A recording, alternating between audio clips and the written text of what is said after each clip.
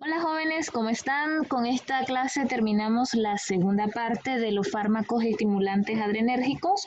En la anterior aprendimos lo que eran los fármacos estimulantes alfas. Recuerden que por eso es importante cuando nosotros revisamos en el sistema nervioso autónomo, tanto simpático como parasimpático, que yo les venía diciendo, necesito que aprendan el cuadrito, necesito que aprendan la importancia de los receptores alfas y los receptores beta para poder comprender estos medicamentos. Entonces, vamos a iniciar con esta parte de los agonistas. Vamos a hacer un paréntesis. Recuerden que toda sustancia agonista es una sustancia estimulante, es decir, esta sustancia me permite estimular a las catecolaminas, que son las que me van a generar todos los efectos sobre el sistema nervioso simpático.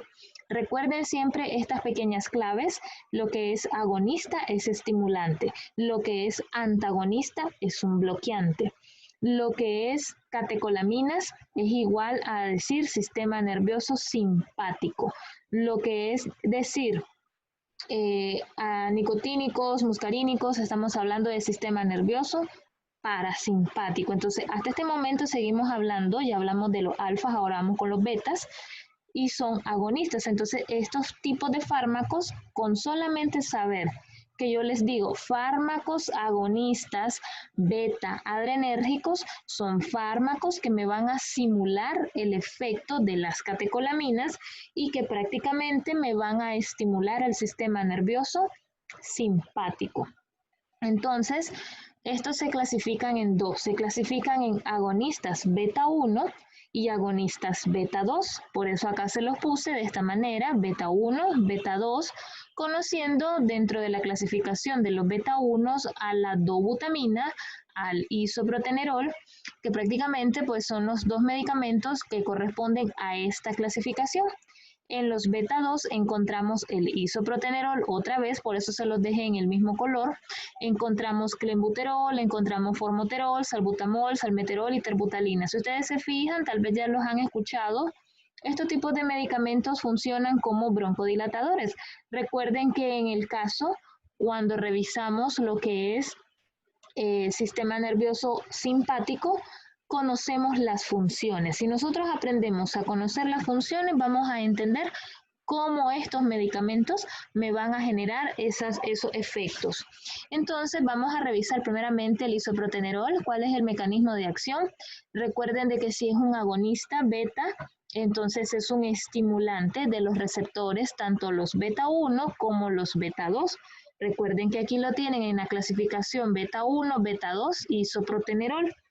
Entonces me estimula estos receptores con un bajo o mínimo efecto sobre los alfas. Es decir, sobre los receptores alfas tienen cierta función, pero es bastante nula. Actúa más en los beta 1 y los beta 2. En su farmacocinética podemos observar, es un medicamento que se administra intravenoso y es un rápido efecto, se va a metabolizar hepáticamente y se elimina renal. Tenemos la clásica farmacocinética con este medicamento, no tiene variación alguna. Observemos las reacciones. Nos va a producir ansiedad, nos va a producir insomnio, nos va a producir mareos, dolores de cabeza, náuseas, taquicardias o aceleración del latido cardíaco, broncodilatación e hipertensión arterial.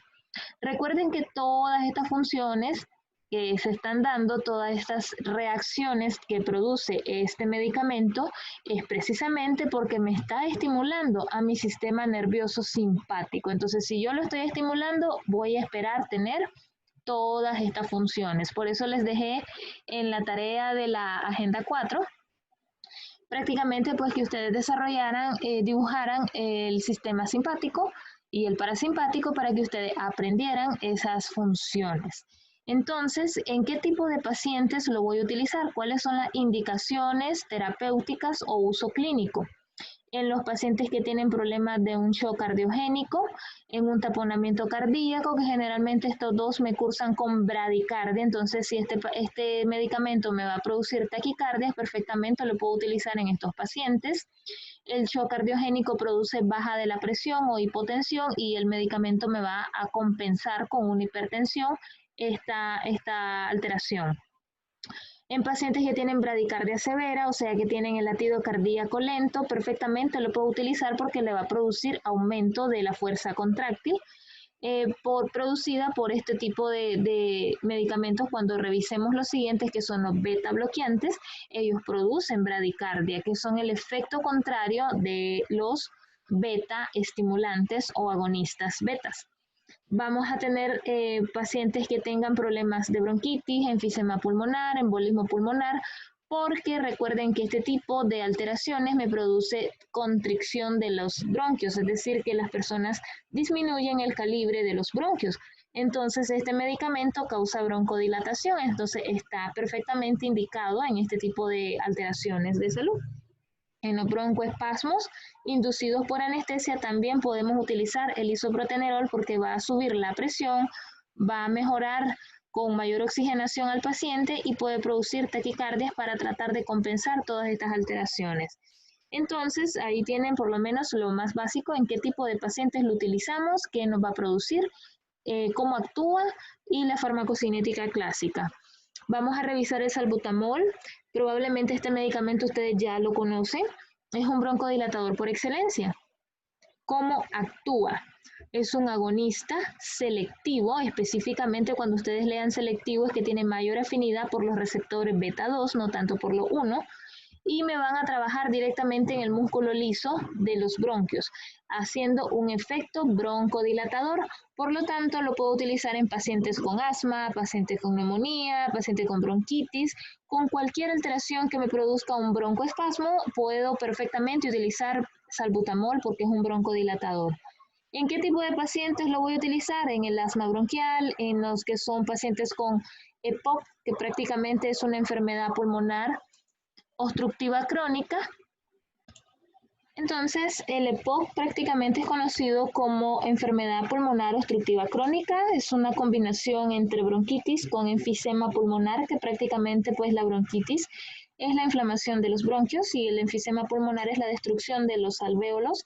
Entonces, prácticamente es una enfermedad bastante avanzada, bastante crónica.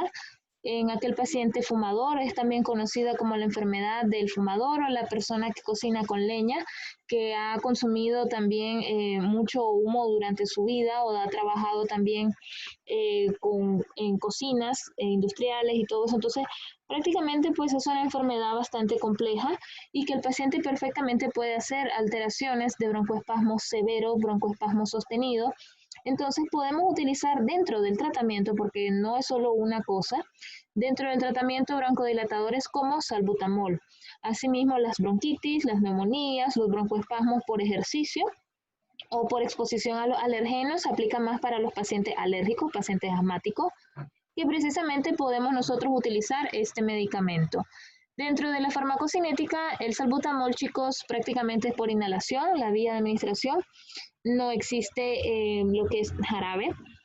Prácticamente ustedes encuentran la inhalación o en manera de MDI, como le decimos nosotros, los inhaladores, y también lo encuentran en soluciones para trabajarlo en lo que son los nebulizadores, es decir, líquido para que ustedes lo puedan preparar con solución salina y hacer las nebulizaciones. Entonces, prácticamente la vía de administración es inhalada, no hay inyectable, no hay supositorios, no hay otra presentación de este medicamento. El metabolismo es meramente hepático y la eliminación es renal.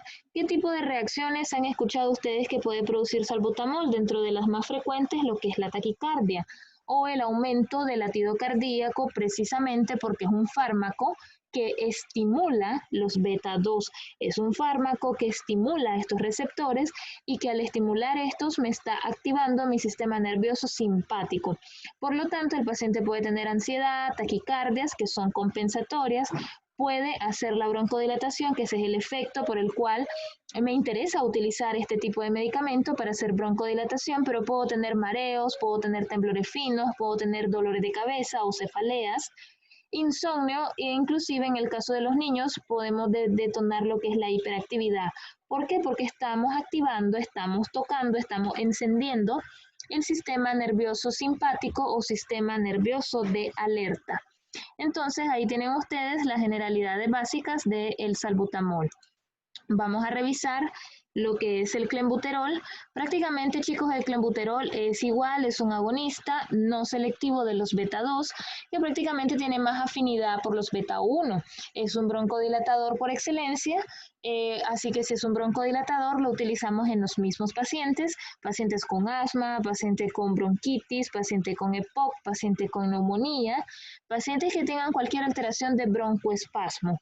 Lo que es la farmacocinética, esta sí es oral. Encontramos también que el metabolismo es hepático y la eliminación renal. Aquí no tiene tanta variación. Y dentro de las reacciones prácticamente esperamos las mismas. Recuerden que es un agonista selectivamente de los beta 1, no tanto de los beta 2, y que prácticamente pues me va a generar las mismas reacciones. Ansiedad, insomnio, taquicardia, hipotensión o bajada de la presión arterial, dolores de cabeza, sudoración, mareos, temblores finos y lo que es la fatiga o el cansancio. Aquí tienen ustedes las presentaciones, lo podemos encontrar en lo que son tabletas de 40 microgramos, no son miligramos, estos son microgramos, es decir, una unidad más pequeña todavía que el miligramaje. Y lo podemos encontrar en combinaciones con jarabes, como por ejemplo el ambroxol. Podemos encontrar clorhidrato de ambroxol con clenbuterol, que prácticamente el ambroxol es un jarabe que hace expectoraciones, es decir, que es un expectorante que me ayuda a expulsar secreciones y también es un mucolítico que prácticamente ayuda a fluidificar el moco. Entonces es un jarabe que prácticamente, en este caso, mucosolvan compuesto, es la marca, ¿verdad?, comercial, pero aquí lo que les quiero decir es que encontramos clenbuterol en forma líquida para la composición o acompañamiento en formulaciones con jarabes para la tos, precisamente porque queremos hacer broncodilatación en un paciente que tiene alteraciones de que tal vez está con mucha cantidad de moco. Entonces ahí tienen ustedes la presentación de clenbuterol, la básica. Vamos con el salmeterol, que prácticamente salmeterol es otro broncodilatador. Aquí les puse el mecanismo de acción, es un agonista, es decir, que me estimula lo que es mi sistema nervioso simpático. Agonista selectivo, prolongado de los receptores beta 2, por lo tanto tiene un mecanismo de acción bastante similar a salbutamol. Es un broncodilatador por excelencia, inhibe la respuesta de los mastocitos. Esto significa INH, cuando yo les pongo esta parte significa inhibe, es decir, que me bloquea la desgranulación de los mastocitos.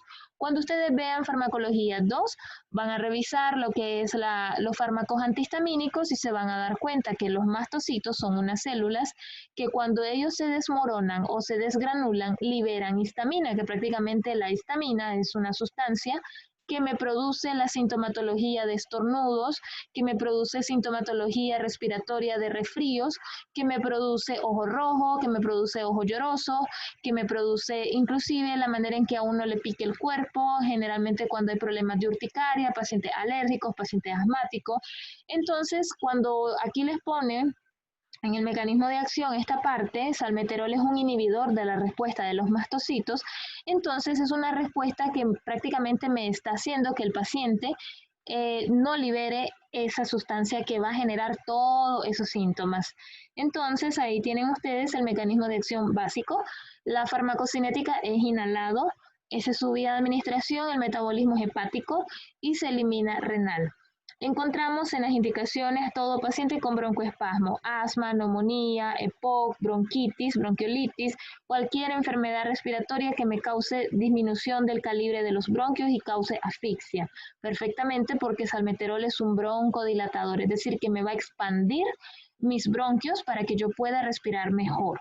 ¿Qué tipo de reacciones voy a tener? Si es un agonista selectivo de los beta 2, entonces es un estimulante del sistema nervioso simpático, así que esperamos que se nos active todo. Esperamos dolores de cabeza, esperamos temblores finos, esperamos palpitaciones o aumento del latido cardíaco, taquicardia, calambres musculares, precisamente porque el paciente está más activo. Entonces, aquí tienen ustedes las presentaciones, más que todo en inhalación. Lo podemos encontrar combinado en aerosol, por ejemplo, fluticasona, con salmeterol. Aquí tienen salmeterol con fluticasona, que prácticamente son combinaciones. El salmeterol funciona como un broncodilatador y la fluticasona me funciona también como broncodilatador y como corticoesteroide. Entonces, estas combinaciones son perfectas para aquel paciente con asma. Lo van a encontrar bastante en este tipo de pacientes que nosotros lo prescribimos. Entonces, vamos a revisar el formoterol, que el formoterol es otro broncodilatador. Y aquí les dejo, es un agonista selectivo de acción prolongada. Cuando ustedes lean la palabra acción prolongada, la frase, significa que es un medicamento que tiene un efecto a largo tiempo. Entonces, prácticamente es igual un broncodilatador que me inhibe la acción de histamina. Volvemos otra vez a lo mismo cuando ustedes vean fármaco 2 y vayan a estudiar de primer tema lo que son los antihistamínicos, van a entender un poco mejor esta parte. Pero de igual forma les explico, histamina es una sustancia relacionada con las alergias de todo tipo, tanto alergias de piel como alergias respiratorias, que está relacionado con el paciente asmático también. Paciente que tiene urticaria también tiene alta relación con lo que es histamina. Entonces, prácticamente formoterol, aparte de que me funciona como broncodilatador, me inhibe la función de esa sustancia histamina que me va a permitir todos los síntomas que ya les expliqué. Los síntomas respiratorios, como por ejemplo la tos constante, por ejemplo los estornudos, por ejemplo inclusive conjuntivitis alérgica relacionada por la alta sustancia de histamina en nuestra sangre. Entonces, ¿en qué tipo de paciente puedo utilizar formoterol? En pacientes con alteraciones respiratorias, como por ejemplo el asma, como por ejemplo el EPOC, la bronquitis, la neumonía. Las indicaciones son las mismas, chicos, prácticamente. ¿Por qué? Porque recuerden que son fármacos que pertenecen a este mismo grupo de agonistas para estimulación del sistema nervioso simpático. ¿Qué tipo de farmacocinética tiene? Prácticamente es inhalado, metabolismo hepático, eliminación renal no varía. ¿Qué tipo de reacciones voy a tener al usar este tipo de fármacos? Temblores finos, candidiasis orofaringe. Aquí tenemos una nueva reacción y esta está destinada por el tipo de uso del formoterol. Prácticamente al ser inhalado, chicos, en las vías aéreas, en la vía de oral, prácticamente, donde va a tener que pasar el sprayazo, el puff que le demandamos nosotros al paciente, este tipo de fármaco puede resecar tanto la cavidad oral como el área de vías respiratorias, lo que es la faringe, la laringe. Entonces, prácticamente al resecarnos puede crecer cualquier cosa, específicamente Candida species, que es hongo. Entonces, este tipo de paciente que utiliza el formoterol puede tener alteraciones de candidiasis orofaringe y va a necesitar ese tratamiento. Muy probable que nosotros, lo ideal sería suspender ese tratamiento porque más bien estamos causando una nueva alteración de salud.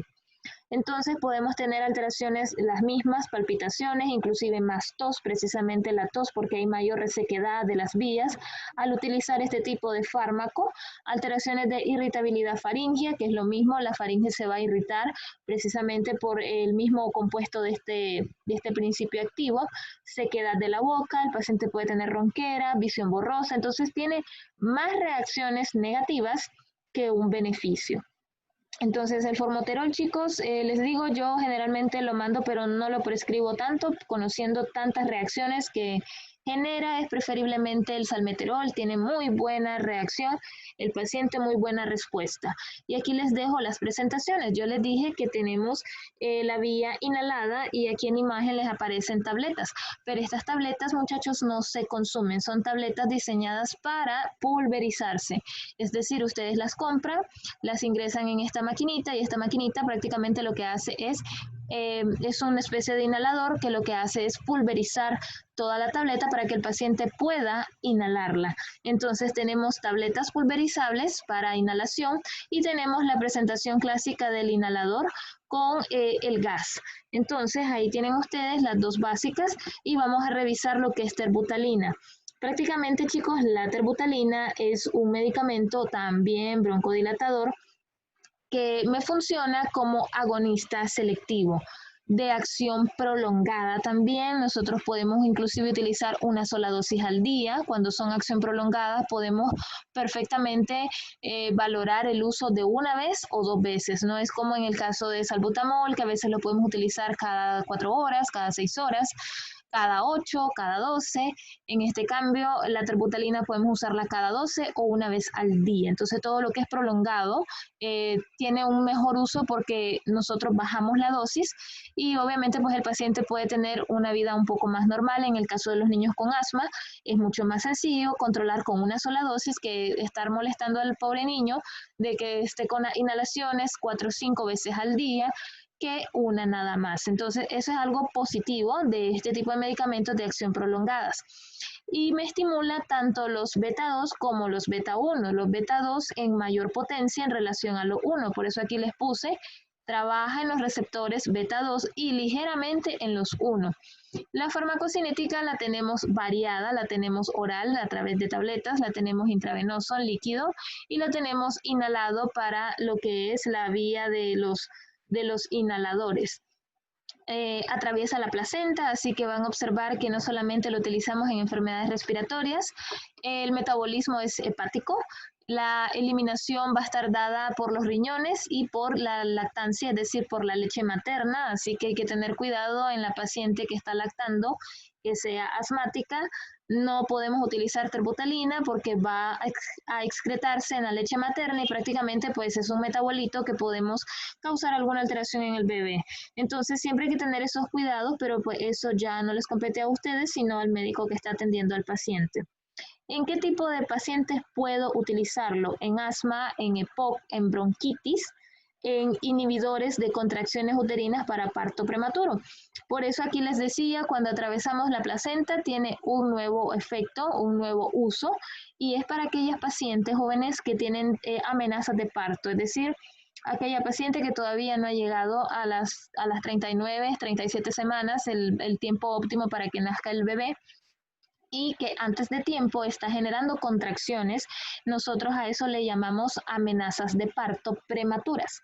Entonces hay que tratar de detener esas amenazas. Entonces este tipo de medicamento, conociendo que puede atravesar la placenta, perfectamente es un inhibidor de las contracciones uterinas. Entonces terbutalina tiene uso tanto de pacientes ginecobstétricos o uso ginecológico para este tipo de casos nada más, y para pacientes con enfermedades respiratorias como el asma, el EPOC, la bronquitis. Entonces, eso siempre, esa es pregunta, a veces yo lo hago de esta manera. Si terbutalina es de uso tanto respiratorio como ginecológico para inhibir contracciones uterinas, es verdadero. A veces hago ese tipo de preguntas en falso y verdadero, ya saben ahí, ya tienen esa piedrita para el próximo parcial. Las reacciones. ¿Qué tipo de reacciones me va a generar este medicamento? Taquicardias, mareo, angina de pecho, que prácticamente las anginas son dolores precordiales o dolores en el área del corazón, problemas de cansancio respiratorio o disnea o dificultad para respirar, eso significa disnea. Las digeusias son dificultad para deglutir o de dificultad para tragar prácticamente porque puede generar irritación también de la vía aérea y la vía oral, precisamente en las presentaciones que son inhaladas, como esta que está acá en imagen, pueden causar disgeusia y alteraciones de convulsiones. En el caso de que tal vez la dosis sea muy alta, en el caso de que el paciente no sepa utilizar, recuerden que es de acción prolongada y tal vez está utilizando 3-4 dosis al día, perfectamente tiene alta toxicidad a nivel cerebral y puede producir el paciente convulsiones. Aquí tienen las presentaciones para que las vayan conociendo. Tienen la presentación en jarabe para los niños con alteraciones de asma, con alteraciones respiratorias. Lo tenemos en ampolleta intravenosa. Prácticamente pues es un medicamento, aquí lo tienen, medicamento esencial. Esto no puede faltar en una farmacia. Tenemos también terbutalina en tabletas. Lo tenemos, muchachos, tanto para uso de veterinario como para uso en humanos. Entonces tenemos tabletas de terbutalina de 2.5 miligramos y también lo tenemos en las dosis que vamos a utilizar inhaladas. Este inhalador contiene 100 dosis. Entonces prácticamente aquí les dejo la variedad de presentaciones de este medicamento y con esto nosotros terminamos nuestra clase de agonistas, prácticamente agonistas betas. Son los más importantes, los que más me interesa que ustedes vayan aprendiendo a manejar. En resumidas cuentas, todos hacen broncodilatación. Recuerden, el mecanismo de acción para todos es muy similar, solamente varían que unos actúan más sobre los beta 1, otros actúan actúan más sobre los beta 2, otros actúan sobre los dos, como en el caso del isoprotenerol, que actúa en los unos y en los dos al mismo tiempo. Entonces, prácticamente ahí radican sus ligeras diferencias, pero sus usos clínicos son prácticamente los mismos, a excepción de terbutalina, que lo tienen para usos ginecobstétricos como inhibidor de contracciones uterinas en las pacientes con amenaza de parto prematuro. Entonces, prácticamente, chicos, aquí terminamos esta parte para que la vayan revisando, la vayan estudiando y nos seguimos viendo en las conferencias. Saludos a todos.